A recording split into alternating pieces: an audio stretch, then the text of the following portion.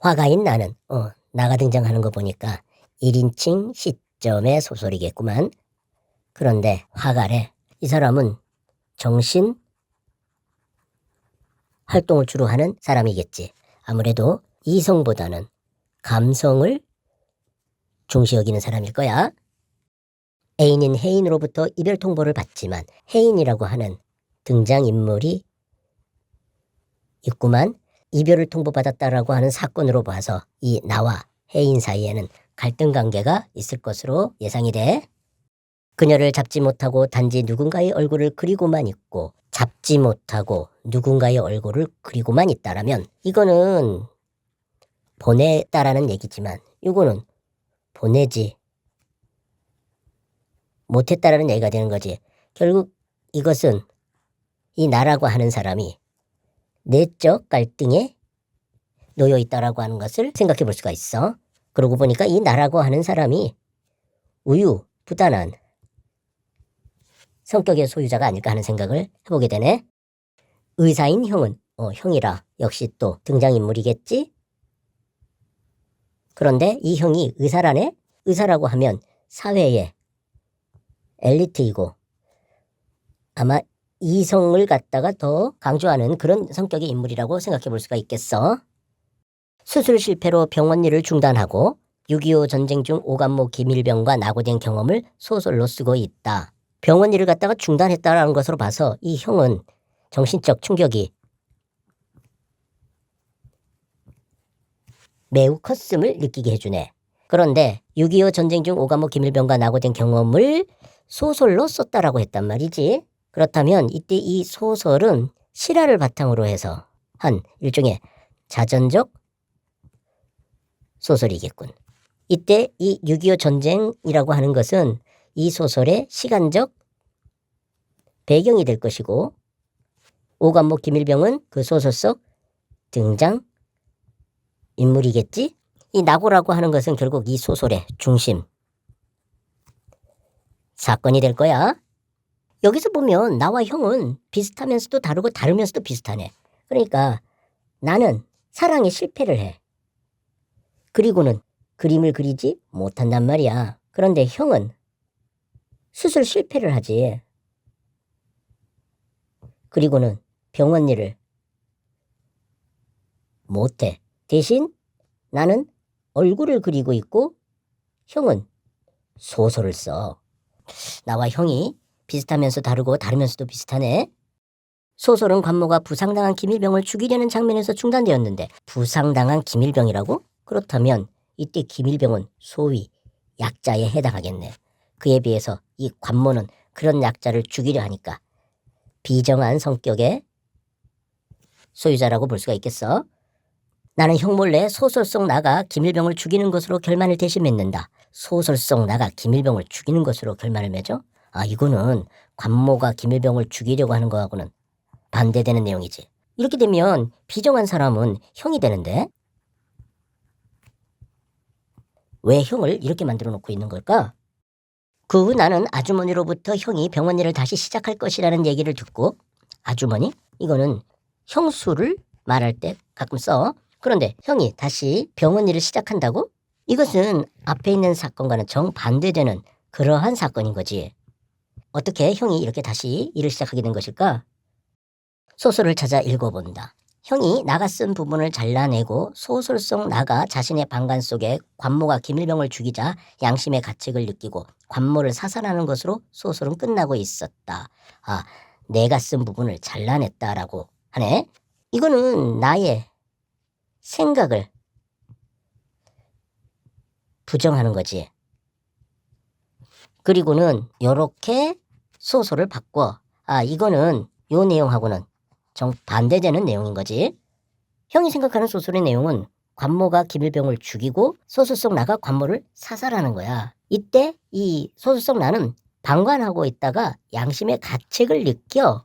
그러니까 소심하고 나약하고 무기력한 존재였는데 양심을 회복하지. 그래서 관모를 사살하는 거야. 이때 이 관모의 사살은 약자를 죽이는 비정함에 대해서 일종의 응징하는 거지.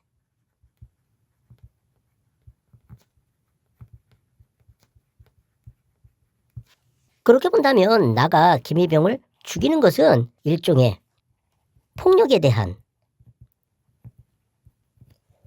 순응의 모습을 갖다가 보여주는 것으로 이해해 볼 수가 있어. 그런데 형은 그것이 싫었던 거야. 그래서 나가 쓴 부분을 잘라낸 거지. 여기까지 보면 전체적으로 이 소설은 액자 구조의 소설을 보여주네. 그러니까 나, 형, 아주머니가 등장하는 이야기 속에 나, 오감모, 김일병이 등장하는 이야기가 들어있는 거야. 이것을 흔히 외화라고 하고 이것을 내화라고 하지. 그러니까 이 내화는 6.25 전쟁을 배경으로 한 것이고 이 외화는 현재를 배경으로 해서 이야기가 전개되고 있는 거지. 그래서 이때 이 나와 이때 나는 같은 인물이 아니야. 도리어 이 형이 이 나에 해당하는 거야. 이렇게 이해를 해볼 수가 있겠어. 어찌됐든 이 형은 이 소설을 통해서 변화가 있네. 즉 장면에서 중단되었는데 소설을 끝내고 있단 말이야. 아무래도 내적 갈등이 있으니까 이렇게 했다가 내적 갈등이 어느 정도 해소되니까 소설을 끝낸 것으로 이해해 볼 수가 있겠네. 너의 그 귀여운 아가씨는 정말 널 싫어했니? 형님은 6.25 전상자랍니다. 하려다. 나는 아직도 형이 하고 싶은 말이 있으리라 생각하고 순순히 머리를 끄덕였다. 여기 큰 따옴표가 있고 여기에는 줄표가 있네.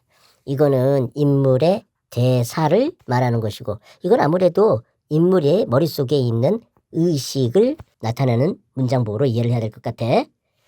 아무래도 너의 그 귀여운 아가씨는 혜인을 말하는 걸 거야. 그런데 형님은 6.25 전상자랍니다 라고 했단 말이야. 이거는 형에게 정신적 문제가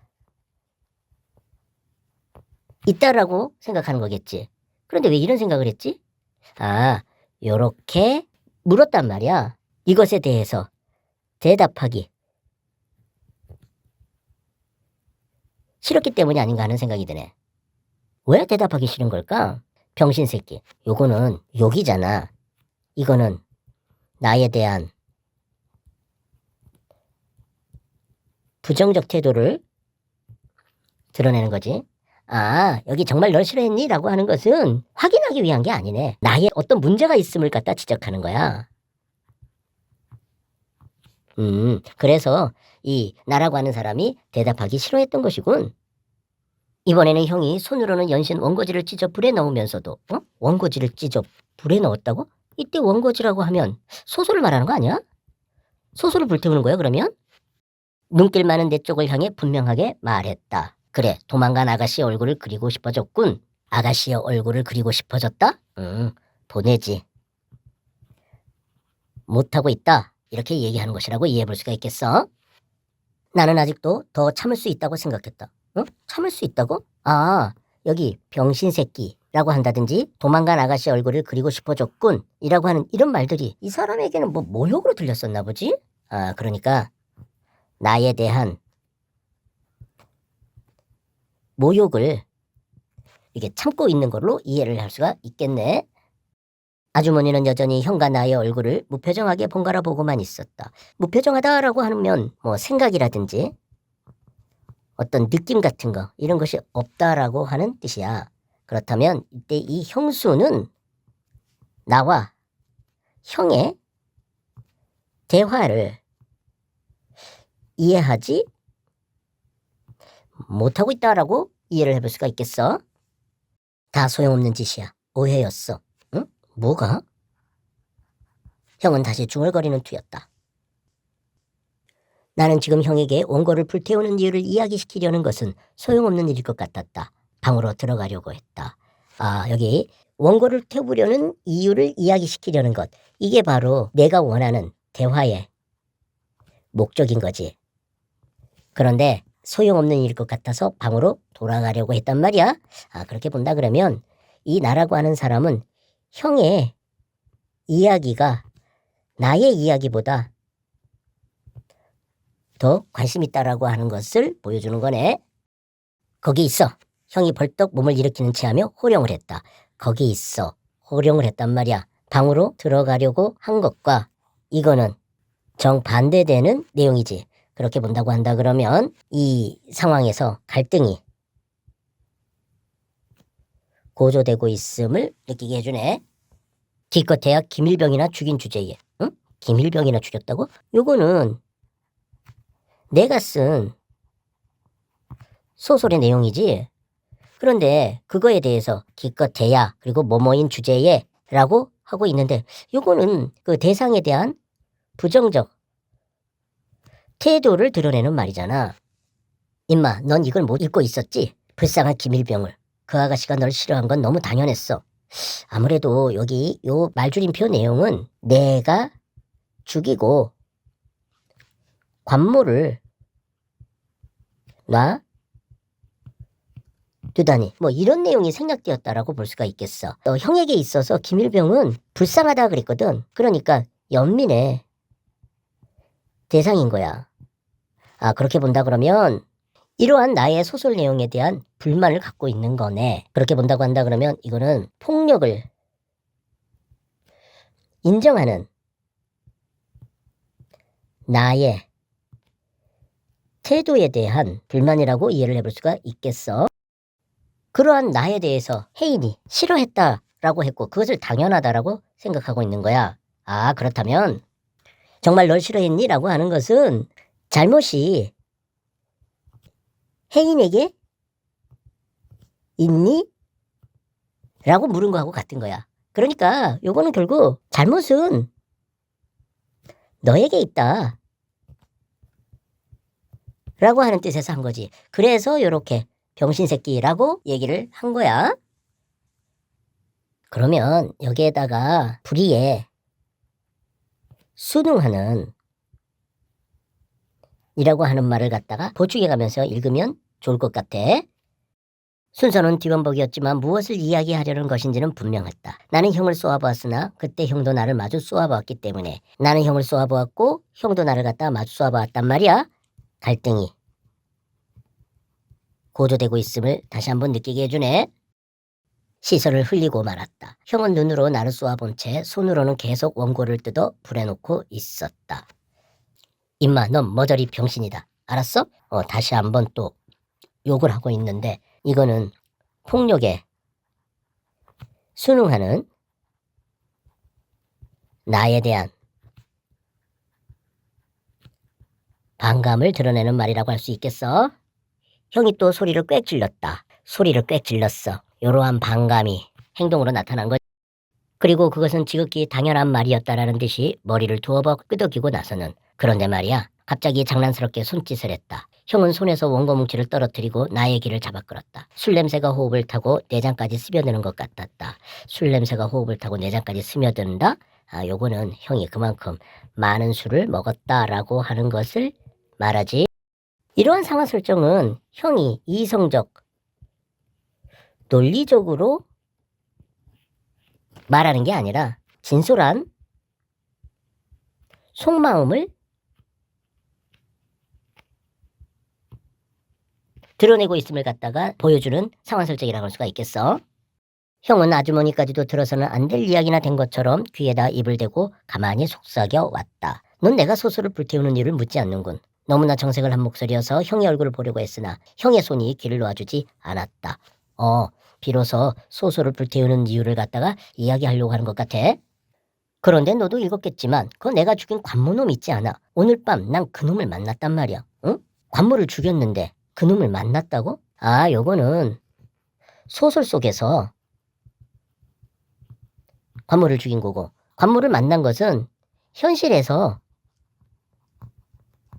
만난 것이지. 그것을 얘기하고 있는 거네. 그리고는 잠시 말을 끊고 나를 찬찬히 살펴보고 있었다. 그 눈은 술에 젖어 있었지만 생각이 멀리 있는 것처럼 보이는 것은 결코 술 때문만은 아닌 것 같았다. 그러나 형은 이제 안심이라는 듯 큰 소리로 그래, 이건 쓸데없는 게 되어버렸지. 이건? 뭐가 쓸데없는 거가 된 거야? 이 머저리 새끼야. 또다시 욕을 하네. 하고는 나에게를 쭉 밀어버렸다. 다시 원고지를 집어 사그러드는 불집에 집어넣었다. 한데 이상하거든. 이 새끼가 날 잘 알아보지 못한단 말이야. 일부러 그런 것 같지도 않았는데 여기서 말하는 이 새끼는 관모를 말하는 거겠지? 그런데 이건 쓸데없는 게 되어버렸다 라고 하는 이 말은 대체 무슨 말이야? 이건 아무래도 여기 다 소용없는 짓이야. 오해였어. 이것과 관련 있는 게 아닌가 하는 생각이 드네. 대체 뭐가 쓸데없다라는 거지? 불을 보면서 형은 계속 중얼거렸다. 내가 이제 놈을 아주 죽여 없앴으니 내일부턴 일을 하리라고 생각하고 놈을 아주 죽여 없앴으니 내일부턴 일을 하리라고 생각했다고? 이거는 소설에서 내용을 말하는 거지. 그리고 여기 내일부터 일을 하리라고 생각한 거. 여기서 말하는 일이라고 하는 건 병원 일일 거 아니야. 그렇다면 이거는 현실에서 일어나는 일이겠지? 아, 형은 소설을 통해서 자신이 안고 있는 문제를 갖다가 해결하려고 시도했던 것이네. 아, 그렇다면 형은 소설의 효용을 갖다가 생각하고 있었던 거구만. 그러니까 다시 말하면 현실, 문제를 정신적으로 극복하기 위한 것으로서 소설을 생각하고 있었던 거야. 일어서서 홀을 나오려는데 그렇지. 바로 문에서 2걸음쯤 남았을 때였어. 요, 너 살아있었구나 하고 누가 등을 탁 치지 않단 말이야. 여기서 너 살아있었구나 라고 한 것은 아무래도 누가 말한 것을 인용한 거겠지. 그러니까 여기서부터 여기까지는 현실에서의 일을 말하고 있는 거야. 형은 나를 의식하고 이야기하는 것 같기도 하고 혼자 중얼거리는 것 같기도 했다. 놀라 돌아보니 이게 관무놈이 아니란 말이야. 한데 놈이 그래놓고는 영 시치미를 떼질 않아? 이건 미안하게 됐다고 두려워서 비실비실 물러나면서 내가 그 사이 무서워진 걸까? 하긴 놈은 내가 무섭기도 하겠지. 여기 관모가 시치미를 뗐다라고 했는데 미안하다라고 하면서 물러난 거 요거를 말하는 것 같아. 그러니까 여기 보면 관모가 날 알아보지 못했다고 했거든. 이 시치미를 떼는 거하고 이게 같은 말이라고 이해를 할 수가 있겠어. 그런데 형은 관모가 왜 자기 자신을 무서워한다고 생각한 걸까? 이때 이 형은 좀 변한 형이잖아. 자, 다시 말하면 폭력에 방관하다가 응징하는 존재로 바뀌게 돼. 이렇게 발전하는 그 존재로 자신을 인식하고 있으니까 관모가 자신을 무서워한다고 생각한 것은 아닐까 하는 생각이 드네. 어쨌든 나는 유유히 문까지 걸어 나왔어. 그러나 문을 나서서는 도망을 쳤지. 유유히 나왔는데 도망을 쳤다고? 이거는 정반대되는 행동인데. 그러고 보니까 이 사람은 관모가 나타났었을 때 심리적 동요를 하지 않았거든. 그런데 문을 나서서는 심리적 동요를 보여준 건데. 그렇다면 이거는 심리적 동요가 없었음을 나타내는 게 아니라 동요하지 않은 척 애를 쓴 걸로 이해를 해볼 수가 있겠구만. 놈이 살아있는데 이런 게 이제 무슨 소용이냔 말이야. 이런 게 이제 무슨 소용인 말이냐? 이 말을 또 하고 있네. 그런데 이게 무슨 소용이냐라고 하는 그 판단의 근거가 놈이 살아있다라는 거야. 요거는 소설과 달리 현실에서 관모가 살아있다라고 하는 것을 말하는 거잖아. 그렇다면 여기 이런 게라고 하는 것은 소설을 말하는 거네. 그러니까 소설이 쓸모없다고 생각을 하는 거네. 그렇다면 여기에서 소설의 효용을 고려해서 그 소설을 창작을 했었던 것인데 여기에서는 그 소설의 효용성을 갖다가 부정하고 있는 거네. 결국 여기에서부터 소설의 효용성을 부정하는 말을 하고 있었던 것이라고 이해해 볼 수가 있겠구만. 형은 나머지 원고 뭉치를 마저 불집에 집어넣고 나서 힐끗 나를 보았다. 나머지 원고 뭉치를 마저 불집에 집어넣었다 라고 하는 것은 바로 이러한 생각 때문에 나타난 행동인 거지. 그러니까 현실과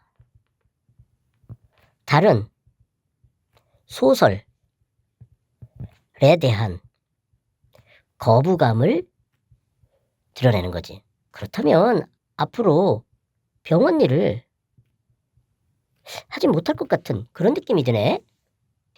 이 참새 가슴 같은 것 뭘 듣고 있어? 썩 내굴러 꺼져. 참새 가슴이라. 요거는 소심하고 나약하고 무기력한 그런 존재에게 붙이는 말이지. 나를 갖다가 이렇게 말한 것은 소설 속 나가 김일병을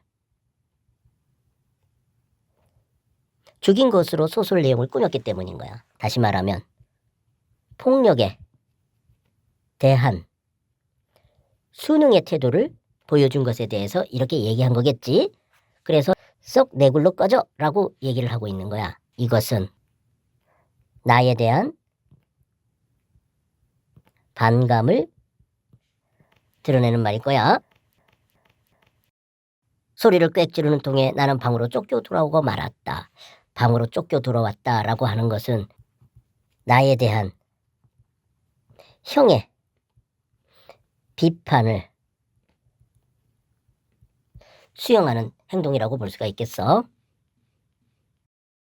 비로소 몸 전체가 까지는 듯한 아픔이 전해왔다. 그것은 아마 형의 아픔이었을 것이다.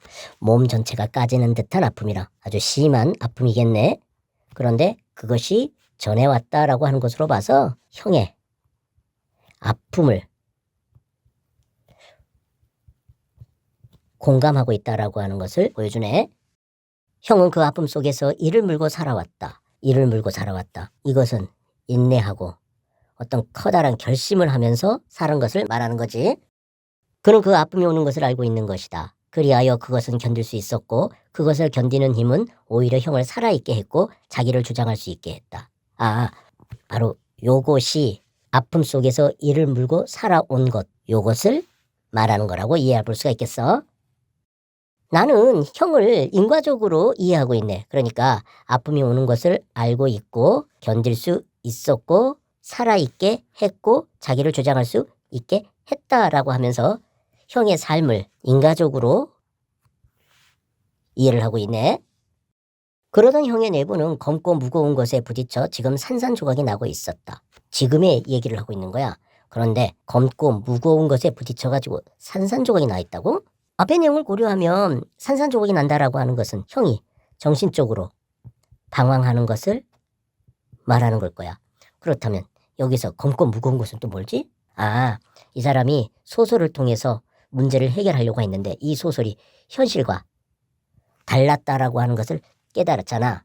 그러니까 다시 말하면 소설의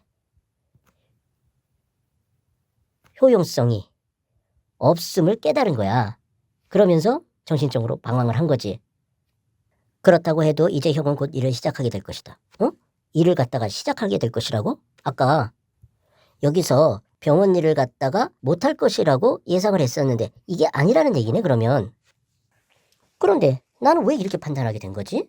형은 자기를 솔직하게 시인할 용기를 가지고 마지막에는 관모의 주연이 착각이든 아니든 사실로서 오는 것에 보다 순종하여 관념을 파괴해버릴 수 있는 힘이 있었다. 무엇보다도 형은 그 아픈 것을 알고 있으니까. 여기까지가 바로 판단의 근거인 거고 그 근거에 입각해서 이러한 결론을 내린 거네. 그러니까 형이 자기를 솔직하게 시인하고 사실로서 오는 것에 보다 순종하여 관념을 파괴하고 아픈 곳을 알고 있어. 그것을 봤을 때 형은 병원 일을 다시 시작할 수 있다라고 하는 판단을 내린 거야. 아무래도 여기서 말하는 아픈 곳은 자기의 잘못일 거야. 다시 말하면 폭력에 대해 방관했던 자기 자신의 잘못을 알고 있다라는 거지. 그런데 그것을 갖다가 솔직하게 시인한 거야. 그러니까 여기서 자기를 솔직하게 시인했다는 얘기는 자신의 잘못을 인정한 걸 말하는 거야. 그런데 그러한 인정이 관념적인 게 아니야. 사실에 입각해서 한다는 거지. 그러니까 소설을 불태우잖아.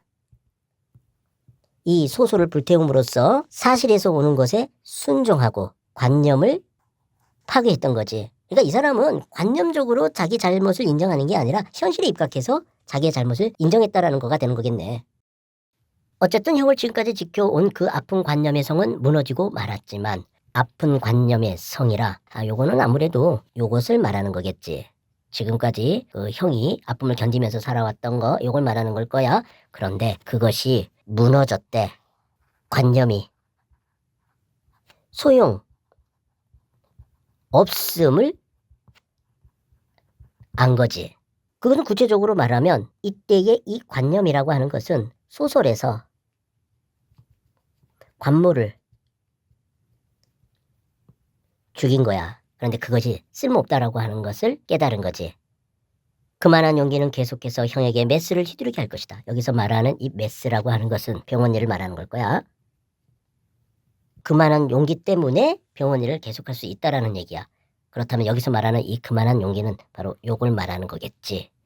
그것은 무서운 창조력일 수도 있었다. 창조력이라고? 그러니까 이렇게 관념이성이 무너진 것이 일종의 창조의 힘이 된다는 얘기인데 그렇다면 이 형이 갖고 있는 아픔은 그렇게 나쁜 것만은 아니네. 그러니까 아픔이 창조의 힘을 갖다가 가져온다라고 하는 그런 인식을 여기서 드러내고 있는 거지. 그렇게 본다면 무너짐이 곧 창조가 되는 거잖아.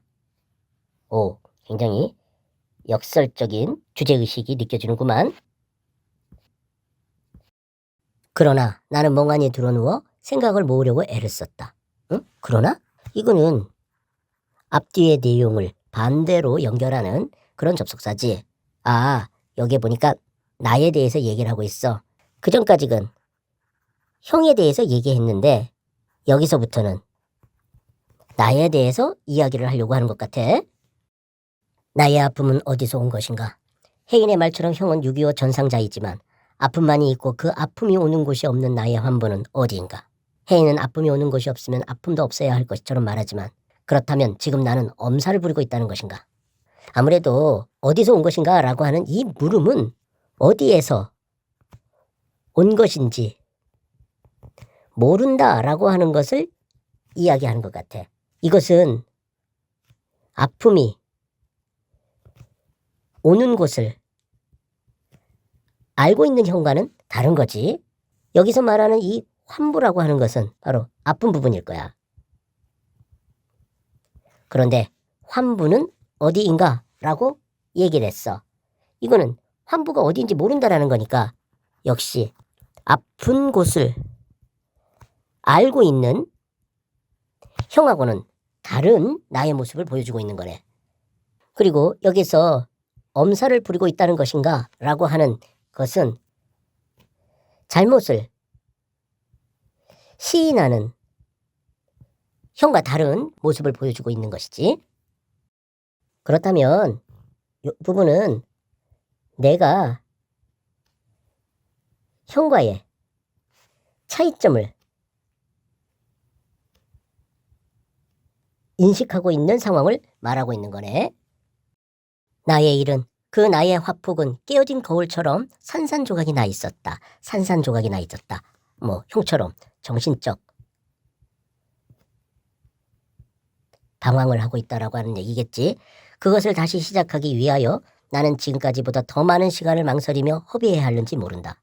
형의 상황을 고려한다면 여기서 말하는 더 많은 시간을 망설이며 허비하는 것은 결국 앞에서 말한 것처럼 자신의 잘못을 시인하고 사실과 관념 중에서 사실을 더 중시 여기고 아픈 곳을 아는 시간이라고 이해를 해볼 수가 있겠어. 어쩌면 그것은 나의 힘으로는 영영 찾아내지 못하고 말 얼굴일지도 몰랐다. 여기 또 얼굴이라고 하는 말이 나오네.